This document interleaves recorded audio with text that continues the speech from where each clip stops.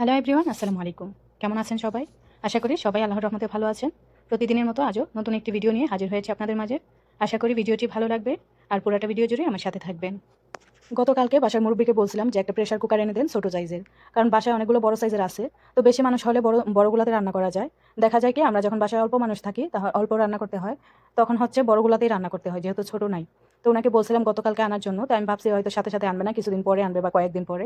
কিন্তু দেখি না, কালকে বলছিলাম আজকে উনি নিয়ে আসছে। সবচেয়ে মজার বিষয় হচ্ছে প্রেসার কুকারটা দেখে আমার নিজেরই পছন্দ হয়ে গেছে। আমার মন চাচ্ছে যে এরকম একটা প্রেসার কুকার আমি বাংলাদেশে নিয়ে যাই। তো শুরু থেকেই আমি ভাবছিলাম যে এরকম একটা প্রেসার কুকার নিয়ে যাব।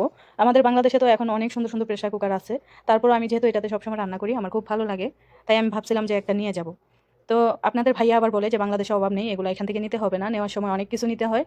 মানে বাংলাদেশে যাওয়ার সময় দেখা যায় কি অনেক কিছু নিতে হয়, কিন্তু ওজনের কারণে নেওয়া যায় না। কারণ এখানে প্লেনের ভেতরে আপনি পরিমাণ মতো জিনিসপত্র নিতে পারবেন, ইচ্ছে মতো নেওয়া যায় না। যেমন 40 কেজি 50 কেজি এরকম নেওয়া যায়। তো দেখা যায় কি কিছু কয়েকটা জিনিস হলেই, কয়েকটা কম্বল আর কয়েকটা জিনিস হলেই দেখা যায় যে 40 কেজি 50 কেজি হয়ে যায়। তো উনি আমার হাজবেন্ড বলতেছে যে যা যা না নিলে হবেই না, ওগুলো নিয়ে যাবা, আর বাকিগুলো বাংলাদেশ থেকে কিনা যায়, বাংলাদেশে অনেক কিছু আছে। তো আমি বললাম যে ঠিক আছে, সমস্যা নাই, কিন্তু একটা প্রেসার কুকার আমি নেব।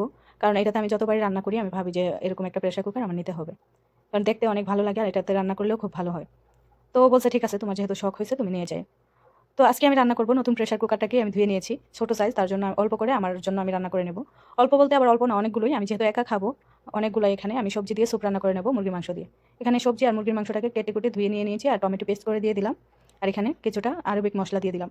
এই মশলা কিন্তু একদম ঝাল না, আরবিক মশলা। ডাক্তার আমাকে বলছে যে ঝাল তেল এগুলো খাওয়া যাবে না, তো যতটুকু না খাওয়া যায় ওইভাবে আমি যতটুকু 20-25 দিন ধরে একটা আমি তেল ছাড়া এইভাবে তরকারি খাচ্ছি। সব কিছু দিয়ে শুধু তেলটা বাদে আমি হচ্ছে প্রেসার কুকারে আধা ঘন্টার মতো সিদ্ধ করে নেব। আর এই প্রেসার কুকারে আপনি যাই রান্না করবেন, সবজি আমরা এমনিতে যদি সবজি রান্না করি তাহলে হচ্ছে নাড়াচাড়া করতে গেলে সবজিগুলো একদম ভেঙে যায়। আর প্রেসার কুকারে রান্না করলে একটা সুবিধা কি, সবজিগুলো একদম সফট হয়ে যাবে কিন্তু একটাও ভাঙবে না। এটা আমার কাছে খুব ভালো লাগে। তো এই তো সবজিটা আমি রান্না করে নিচ্ছি, রান্নাটা হয়ে গেছে, আধা ঘন্টার মতো আমি সেদ্ধ করে নিয়েছি।